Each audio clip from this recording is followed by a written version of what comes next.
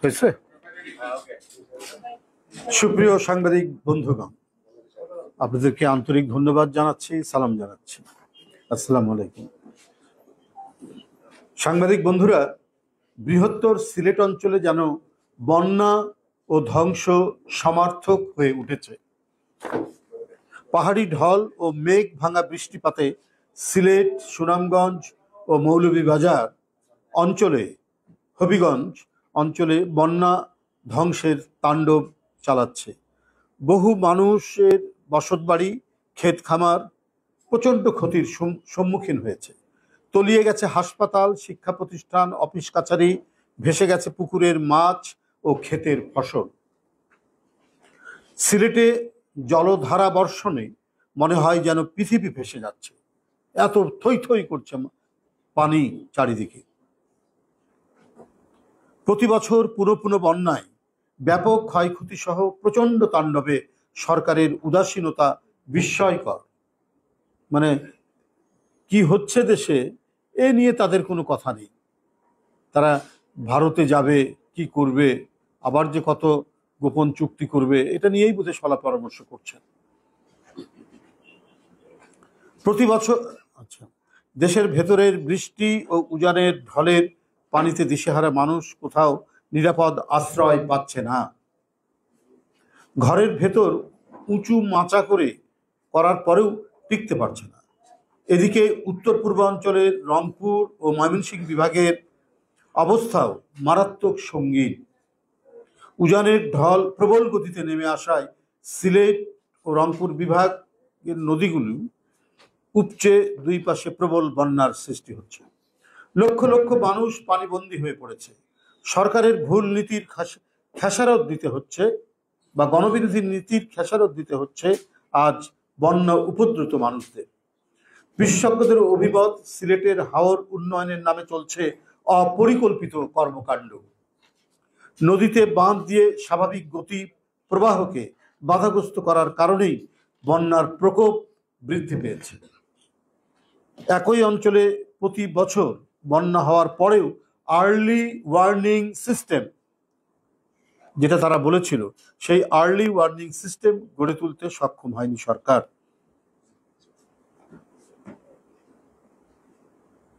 মানুষকে সীমাহীন দুর্ভোগের মধ্যে ঠেলে দেওয়া যে সরকারের কর্মসূচি, সে সরকারের দ্বারা একটি জাতির সর্বাঙ্গীন উন্নতি লাভ কখনোই সম্ভব নয়।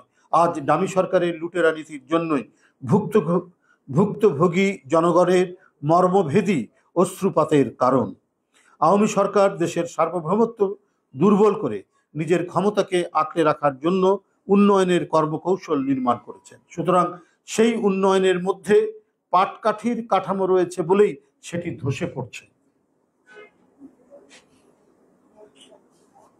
আর দেশের মানুষকে পোহাতে হচ্ছে দুর্যোগ ও দুর্ভোগ। এর উপর বিশ্বের শীর্ষ বায়ু দূষণ শহর ঢাকা। কারণ অপরিকল্পিত উন্নয়নের জন্য ঢাকা সহ বাংলাদেশের শহরগুলো প্রচণ্ড বায়ু দূষণে নিমজ্জিত। সুপরিকল্পিত উন্নয়ন নেই বলেই বাংলাদেশের বায়ু ক্রমাগতভাবে দূষিত হচ্ছে। বৃহত্তর সিলেট, রংপুর ও ময়মনসিংহে পানিবন্দী মানুষের কাছে কোনো ত্রাণ পৌঁছায়নি। এক অসহায় বিপন্ন অবস্থায় দিন কাটাচ্ছে লক্ষ লক্ষ বন্যা উপদ্রুত মানুষেরা। আমি উক্ত অঞ্চলে বিএনপির সকল স্তরের নেতাকর্মীদেরকে বন্যা দুর্গতদের পাশে দাঁড়ানোর জোর আহ্বান জানাচ্ছি। সাংবাদিক বন্ধুরা, বাংলাদেশকে দখল করে নিয়েছে দুর্বৃত্ত, সন্ত্রাসী আর সিন্ডিকেট বাজরা। নৈরাজ্যের কালো ছায়া যেন সারা বাংলাদেশকেই ঢেকে ফেলেছে। আওয়ামী লীগ এখন অদম্য জমিদার হয়ে উঠেছে। দেশের কোথাও কোনো সুস্থ প্রতিযোগিতার জায়গা নেই। ক্ষমতাসীনরা সবকিছু তাদের করায়ত্ত করার জন্য চোখ রাঙিয়ে বেড়াচ্ছে।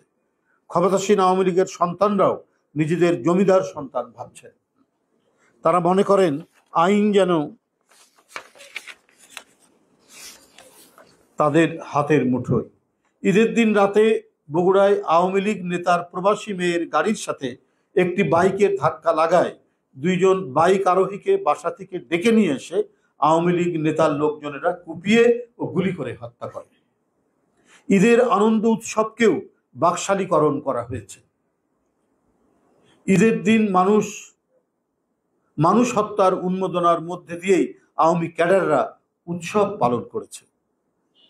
কোরবানির পশুর চামড়া এবার বিক্রি হয়নি, আড়তদার কোরবানির চামড়া ফিরিয়ে দিয়েছে।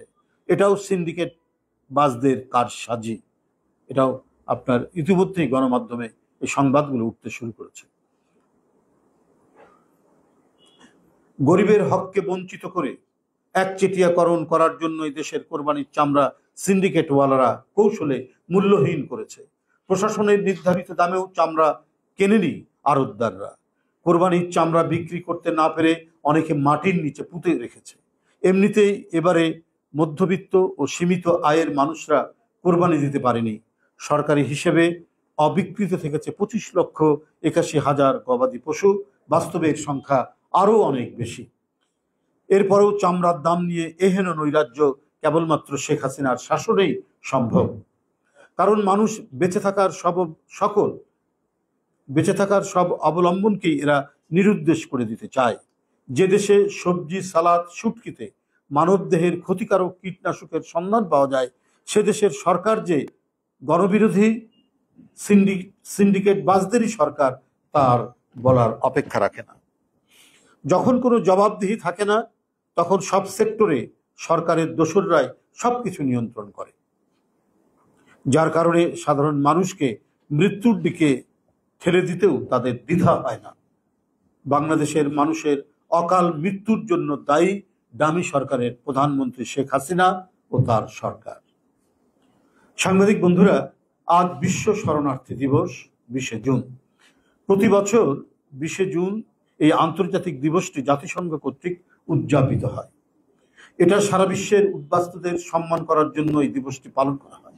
নিজ দেশের সংঘাত ও নিপীড়ন থেকে পালিয়ে আসে শুধুমাত্র অভয়ারণ্য খুঁজে পেতে এবং উন্নত জীবনযাপনের আশায়। বাংলাদেশের প্রধান শরণার্থী সমস্যা রোহিঙ্গা। প্রায় 12 লক্ষ রোহিঙ্গা নিপীড়নের শিকার হয়ে মিয়ানমার থেকে বাংলাদেশে আশ্রয় নিয়েছে। রোহিঙ্গা ক্যাম্পে এখন মানবিক বিপর্যয় দেখা দিয়েছে। গতকালও পাহাড় ধসে রোহিঙ্গা ক্যাম্পে 11 জন মারা গেছেন। কিন্তু তাদের নতজানু সরকার তাদের নিজ দেশে ফেরাতে কার্যকর কোনো উদ্যোগ নিতে পারেনি। এদেরকে নাগরিক হিসেবে নিজ দেশে ফেরাতে মিয়ানমারকে রাজি করাতে ব্যর্থ হয়েছে সরকার। কিন্তু অতীতে শহীদ প্রেসিডেন্ট জিয়াউর রহমান ও বেগম খালেদা জিয়ার সরকারের আমলেও এমন ঘটনা ঘটেছিল। সে সময় সফল কূটনৈতিক তৎপরতায় তাদেরকে ফেরত পাঠাতে স্বাধীনতার ঘোষক শহীদ রাষ্ট্রপতি জিয়াউর রহমান এবং দেশনেত্রী বেগম খালেদা জিয়া সক্ষম হয়েছিলেন। বাংলাদেশের কোটি কোটি যুবক এখন বেকার। শুধুমাত্র ভিন্ন মতের কারণে অনেক তরুণ যুবক কর্মসংস্থানের সুযোগ না পেয়ে বাংলাদেশ ছেড়ে ভূমধ্যসাগর সহ বিভিন্ন সাগরে পাড়ি দিতে গিয়ে অনেকেই সলিল সমাধি হচ্ছে। বহু সংখ্যক বাংলাদেশিরা এখন নিজ দেশেই পরবাসী। একদলীয় শাসনে নিজ দেশেরই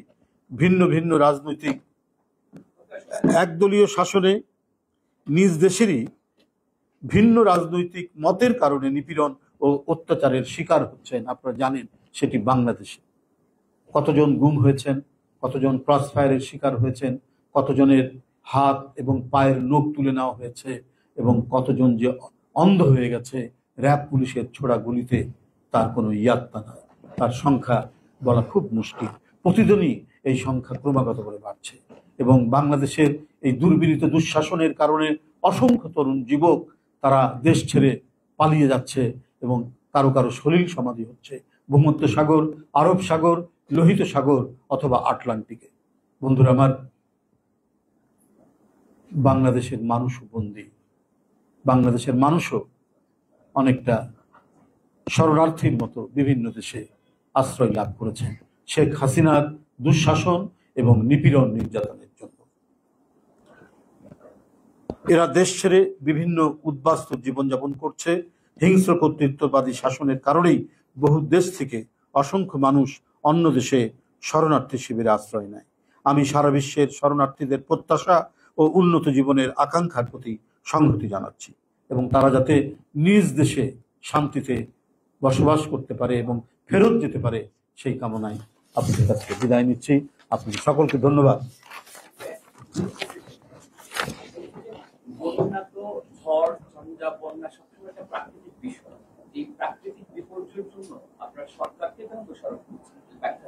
মানে সরকারকে দোষারোপ করছি এই কারণে, একটা তৎপর এবং কর্মক্ষম সরকার থাকলে এই মানে এটাকে দ্রুত প্রতিহত করা, মোকাবেলা করার মানে তাদের সক্ষমতা থাকতো। কিন্তু তারা যেহেতু দুর্নীতিতে একেবারে নিমজ্জিত, মহাদুর্নীতির অভিযোগগুলো প্রতিদিন তাদের ঘনিষ্ঠ কর্মকর্তা অথবা দলের লোকের বের হচ্ছে, সুতরাং তাদের মনোযোগটা হচ্ছে বড় প্রজেক্টের মাধ্যমে বড় দুর্নীতি করে সেটাকে বিদেশে পাচার করা। যারা এটাতে নিমজ্জিত থাকে তারা জনগণ, জনকল্যাণ এবং প্রাকৃতিক বিপর্যয়ে দ্রুত তাদের সেখানে যাওয়া বা তাদেরকে মানে সেই দুর্যোগকে মোকাবেলা করার যে সক্ষমতা সেটা থাকে না। সেটা সর্বক্ষেত্রেই আপনার সেটা হয়েছে। এই যে আমি যেটা বলেছি যে বারবার সিলেট অঞ্চলে যে বন্যা হচ্ছে, সেখানে আর্লি ওয়ার্নিং সিস্টেম, সে আর্লি ওয়ার্নিং সিস্টেম তারা করতে পারতো।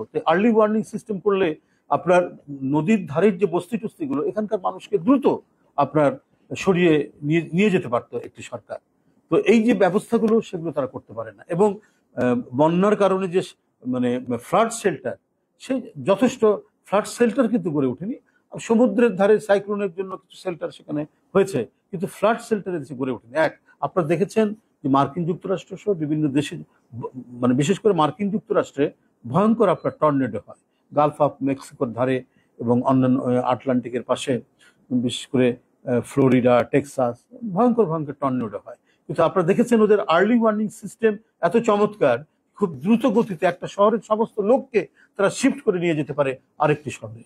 তো এটাই তো হচ্ছে জবাবদিহিমূলক একটা সরকার থাকলে, জনগণের দ্বারা নির্বাচিত একটা সরকার থাকলে, যারা সবসময় ভাবতো যে আমাদেরকে জনগণের কাছে জবাবদিহি করতে হবে আমাদের কাজের যদি কোনো ভুল হয়। তো এরা তো বেপরোয়া, এরা তো কর্তৃত্ব, ওদের তো ভোটের কোনো দরকার পড়ে না। সুতরাং জনগণ বাঁচলো কি মরলো এটা তারা কখনোই মানে ভ্রুক্ষেপ করে না বলেই আজকে এই সমস্ত প্রাকৃতিক বিপর্যয়ে এত ক্ষয়ক্ষতি হয়, মানুষের এত দুর্যোগ হয়। যে আপনার যে ল্যান্ডস্লাইড যেটা হয় বিশেষ করে পার্বত্য চট্টগ্রাম এবং এই অঞ্চলে, তো এই যে ল্যান্ডস্লাইড হতে পারে অতিবৃষ্টির কারণে, সেই জন্য যে প্রোটেকশন আগে থেকে যে তোমরা পাহাড়ের নিচে বা পাহাড়ের ওখান থেকে মানুষজনকে সরিয়ে নেওয়া যেতে পারে বর্ষা আসার আগেই, সেটা যদি তারা করতেন তাহলে এই যে গতকালও যে রোহিঙ্গারা প্রায় 11 জন মারা গেলেন, 10 জন রোহিঙ্গা এবং একজন স্থানীয় শিশু এই যে মারা গেলেন গতকালকে, এটা সম্ভব হতো না যদি একটা জনগণের সপক্ষের দল এবং জনগণের দ্বারা নির্বাচিত একটি দল যদি থাকতো। ধন্যবাদ।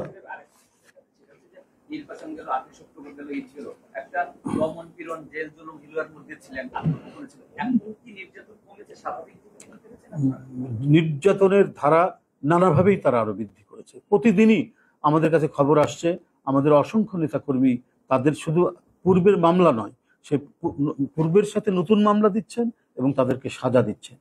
কেউ পলাতক জীবনযাপন করছেন, কেউ ধরা পড়ে জেলের মধ্যে আছেন। এইটা মানে এই পদ্ধতি, মানে নিপীড়করা তারা সবসময় নিপীড়নের একটা পদ্ধতি তারা চালু রাখে। এখন এই পদ্ধতি তারা চালু রেখেছেন। এবং আমি এই ঈদের দিনে কিছু গুম খুনের পরিবারের বাসায় গিয়েছিলাম, তাদের কাছ থেকে যে বর্ণনা পেয়েছি এটা ভয়ঙ্কর। এটা আপনাদের কাছে বললেও, বাড়িতে বাড়িতে গিয়ে প্রশাসনের লোকরা তারা থ্রেট করে যে তোমাদেরকে যে গুম করা হয়েছে, কোথায় রাখা হয়েছে, কি করা হয়েছে তোমরা বলবে না। বাসার পরিবারের লোকরা এখন আস্তে আস্তে কিছুটা মুখ খুলছে, আমাদের কাছে জানালো। এবং আরো দু একটি পরিবার তারা আমার সাথে দেখা করতেই চায়নি। মানে তাদের প্রতি হুমকির যে কি পরিমাণ হুমকি গেছে তাদের কাছে, যার কারণে তারা এইটাই মানে মানে বলতে সাহস করছে না আমাদের কাছে। কিছু কিছু পরিবারের সদস্যরা তারা বলছেন যে কি ধরনের প্রশাসনের হুমকি তাদের কাছে আছে। এই সব মিলিয়ে যে নিপীড়নের বহুমাত্রিক নিপীড়ন সরকার যে নামিয়ে এনেছে ভিন্ন মতাবলম্বীদের উপর, গণতন্ত্রকামী মানুষের উপর, সেটা আপনারা নিশ্চয়ই প্রত্যেকেই এটা অবলোকন করছেন, আপনারা দেখতে পাচ্ছেন। আর প্রশ্ন দরকার নাই এই ইয়ের মধ্যে, এই রিলেটেড আমার বক্তব্য রিলেটেড প্রশ্ন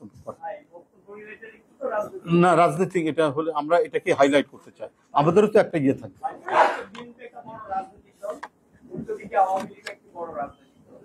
আওয়ামী লীগ বড় রাজনৈতিক দল হিসেবে আগামী 23 জুন তাদের 75 বছর পদার্পণ করছে এবং সেভাবে তারা পালন করছে। রাজনৈতিক দল থেকে আপনারা বিএনপি বড় রাজনৈতিক দল হিসেবে এইটা আমি পরবর্তীতে বলবো নেক্সট ব্রিফিংয়ে।